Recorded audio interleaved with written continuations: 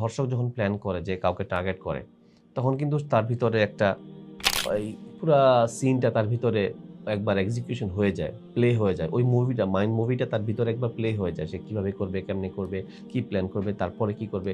এই পুরো জিনিসটা কিন্তু সে একটা স্ট্র্যাটেজিক্যালি তার ভিতরে একটা এলোমেলো হলেও প্ল্যান থাকে। যাকে সে টার্গেট করেছে, তাকে সে একদিনের টার্গেট করে নাই। মানে একদিনের মধ্যেই কিন্তু ঝাঁপায়া পড়ে না। তাকে সে আগে মাপে, তাকে মেজার করে। এই সিঁড়িগুলো না পার হয়ে কেউ ডিরেক্টলি ঝাঁপায়া পড়তে পারে না।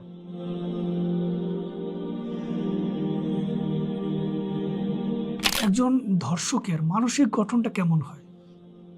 তার সাইকোলজিক্যাল প্যাটার্ন বা তার যে মানসিক অবস্থা এটা কিরকম হয় মূলত? একজন ধর্ষক সে কিন্তু যখন ধর্ষণটা করে ওই সময়ে যে সে অপরাধটা করেছে, ব্যাপারটা এরকম না। ব্যাপারটা তার অনেক আগে থেকে তার মনের ভিতর চলতে থাকে। এটা দুনিয়ার মানুষ জানে না, আশেপাশের মানুষ জানে না।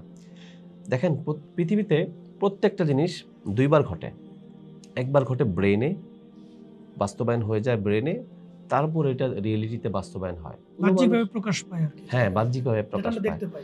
আমি যখন প্ল্যান করি কোনো একটা কাজ করব, বা যে কোনো মানুষ যখন প্ল্যান করে বা ধর্ষক যখন প্ল্যান করে যে কাউকে টার্গেট করে, তখন কিন্তু তার ভিতরে একটা ওই পুরা সিনটা তার ভিতরে একবার এক্সিকিউশন হয়ে যায়, প্লে হয়ে যায়। ওই মুভিটা, মাইন্ড মুভিটা তার ভিতরে একবার প্লে হয়ে যায়। সে কিভাবে করবে, কেমনে করবে, কি প্ল্যান করবে, তারপরে কি করবে। এই পুরো জিনিসটা কিন্তু সে একটা স্ট্র্যাটেজিক্যালি তার ভিতরে একটা এলোমেলো হলেও প্ল্যান থাকে। তো ওই অ্যাক্টিভিটিগুলো যখন হতে থাকে তখন কিন্তু আমরা তাকে ভদ্র মানুষ হিসাবে, সাধারণ মানুষ হিসাবে এই পরিবারে, আশেপাশে, সমাজে, অফিসে, কলিগে, রাস্তাঘাটে সাধারণ মানুষ হিসেবে দেখতে পাই। কিন্তু তার ভিতরে কি চলছে এটা কিন্তু আমরা জানতে পারি না। বিশেষ করে নারীদের ক্ষেত্রে আমি এজন্য বলব যে আপনার আশেপাশে যে সমস্ত পুরুষ মানুষ আছে, তাদের বিহেভিয়ার প্যাটার্নটা যদি আপনি একটু খেয়াল করেন, তাহলে আপনি হয়তোবা বেশ কিছু ইনসিডেন্ট থেকে আগেই বেঁচে যেতে পারবেন।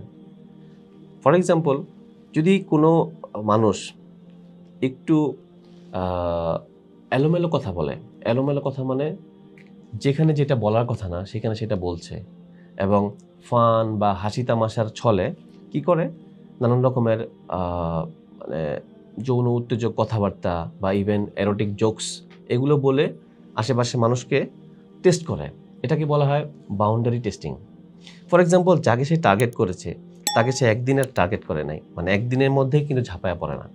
তাকে সে আগে মাপে, তাকে মেজার করে, তার ভিতরে, মনোজগতের ভিতরে তার কতটুকু কি কোন অবস্থায় আছে। সে তখন কি করে একটা সেটা মানে নোংরা কথা বলে, ফান করে, হাসি তামাশা করে দেখার চেষ্টা করে ওর রিঅ্যাকশনটা কি হচ্ছে। ও যদি খুব সহজে নেয় এবং ও যদি হাসে, তখন বোঝা যাচ্ছে মনে হয় এখানে আরো কিছু বলা যাবে। শুরুতে ভিকটিমকে টেস্ট করা হয়। হ্যাঁ, শুরুতে ভিকটিমকে টেস্ট করা হয়। ভিকটিমের যে মোরাল বাউন্ডারি এটাকে টেস্ট করা হয়। এই বাউন্ডারি টেস্টিংটা করার পরে সে বুঝতে পারে যে আচ্ছা না, সে তো মানে স্বাভাবিকভাবেই নিচ্ছে, সে তো রিঅ্যাকশন দিচ্ছে না, সে তো রাগ করতেছে না। সো ওই সময়টাতে সে সাহসটা পেয়ে যায়। আমরা অনেক সময় দেখি যে অনেক ছেলে বা মেয়ে প্রথমে কিন্তু কথাবার্তা দিয়ে শুরু হয়। এটা সেটা কথাবার্তা থেকে তারপরে আস্তে আস্তে নানান রকমের শারীরিক বিষয়, পরবর্তীতে জৈবিক বিষয়, যৌন বিষয় নিয়ে দেখা যাচ্ছে কথাবার্তা বলে। তারা মনে করে এটা জাস্ট কথা, সমস্যা কি? But this are the steps toward that মানে রেপ ইনসিডেন্ট। এই সিঁড়িগুলো না পার হয়ে কেউ ডিরেক্টলি ঝাঁপায়া পড়তে পারে না। সো কোনো একটা ধর্ষকের মানসিক অবস্থা এরকম থাকে, সে অতিরিক্ত পরিমাণে ফ্ল্যাটারি আচরণ করে। সে অতিরিক্ত কেয়ারিং একটা আচরণ করার চেষ্টা করে, যেটা তার নরমাল অবস্থায় করার কথা না। বা অনেক সময় দেখা যাচ্ছে যে বিভিন্ন কিছু হেল্প করতে আসে। বিহেভিয়ারে খুব আমি হেল্পফুল এরকম একটা ভাব থাকে। বিহেভিয়ারে হেল্পফুল ভাবটা থাকাটা সবার জন্যই ভালো, কিন্তু সে দেখা যায় যে তার যে রোল, ফর এক্সাম্পল সে কলিগ, ফর এক্সাম্পল সে জাস্ট ফ্রেন্ড। এখন জাস্ট ফ্রেন্ড হিসাবে সে কোনোদিন এটা বলতে পারে না যে তোমাকে বাসায় পৌঁছে দিয়ে আসি, অথবা ঠিক আছে আমরা এখানে ওয়েট করি, ওরা যাক এখানে, তো বাসায় একা থাকতে পারি, সমস্যা নাই। তো এই ধরনের যে ইজিলি যে কোনো জিনিসকে ইজিলি নিয়ে নেওয়ার যে একটা ব্যাখ্যা, সেই ব্যাখ্যাটা সে দেয়। যে আরে এটা নিয়ে এত চিন্তা করার কিছু, এই মুভিটা দেখো, এই সিনটা দেখছো, এটাতে তারা এইটা করছে। সো এমন একটা মানে এমন একটা আপত্তিকর বিষয়টাকে সে খুব নরমালভাবে, খুব এন্টারটেইনিংভাবে, খুব নাইসভাবে উপস্থাপন করে এটাকে জুসি করার ট্রাই করে, নরমালাইজ করার ট্রাই করে। যখন নরমালাইজেশনটা হয়ে যায়, যাকে সে টার্গেট করে, তখন সে পরবর্তী ধাপের দিকে আস্তে আস্তে অগ্রসর হতে থাকে। তো এই জন্য এই জায়গাটাতেই কিন্তু বলা হয়েছে যে তোমরা জিনার কাছেও যেও না।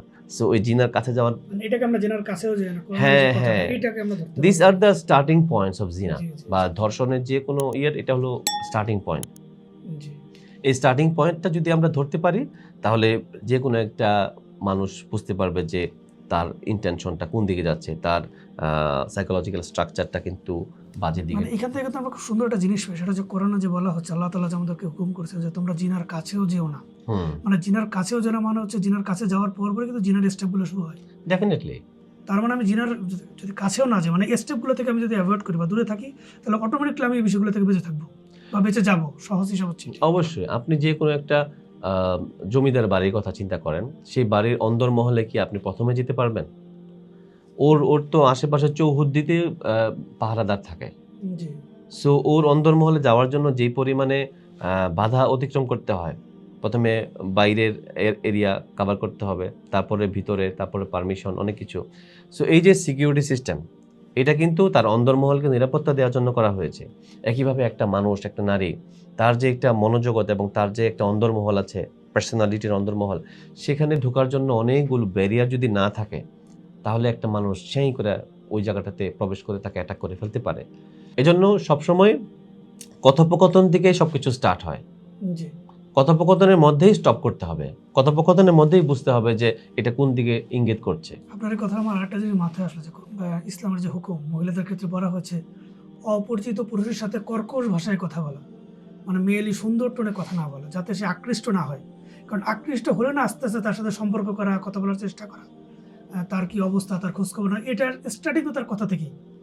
মানে ইসলাম শুরুতেই স্টপ করে দিছে যে তুমি যখন কোনো অপরিচিত পুরুষের সাথে কথা বলবা মহিলার ক্ষেত্রে, তখন কর্কশ ভাষায় কথা বলবো, যাতে সে তোমার প্রতি আকৃষ্ট না হয়। ঠিক যেটা আপনি বললেন আর কি এখন আমাদেরকে।